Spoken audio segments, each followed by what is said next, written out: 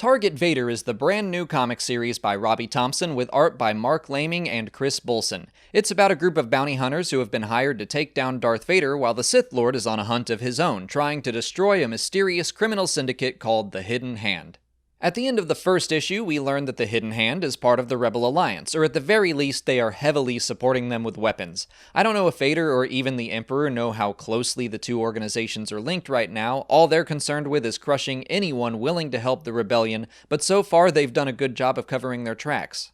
I'm also curious to see if the Empire has made a habit of taking down criminal syndicates. We know they're friendly with some of them, like the Hutt Cartel, but with other groups, like Crimson Dawn being led by the Emperor's former apprentice, maybe Palpatine is just crushing every new syndicate that pops up to be on the safe side. But the focus of this story will likely be more on the bounty hunters. Beilert Valance is the first member of the crew we're introduced to, and he should be a familiar face to Legends fans. He was a very prominent character in the classic Marvel Star Wars comics. He was also brought back into the canon universe in the Han Solo Imperial Cadet comic, where he was a top pilot in Han's training squadron. He was badly injured and drummed out of service, which is why he's called a failure of the Empire in the comic. Those injuries required him to have extensive cybernetics installed across his body. That origin is actually fairly similar to his legend story.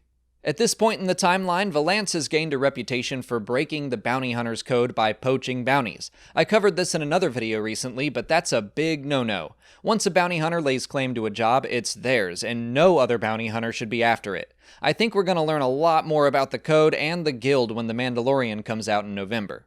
Most of the other bounty hunter characters on the team are brand new, but of course Dengar is the most noteworthy of the bunch. He and Valance seem to have some sort of history, but that's all new to me. I don't recall them ever meeting in the old comics, but they put those differences aside for their job. Meanwhile, Vader starts looking into the plot to murder him, which could lead him back to the Hidden Hand, since they are putting this whole thing together. I think it's a pretty solid start for this miniseries, which is set to run for 6 issues. I've definitely got some questions already, like how does Dengar get through this whole thing and manage to remain in Vader's good graces by the time of The Empire Strikes Back? It's interesting to see Valance back in action, more closely resembling his Legends counterpart.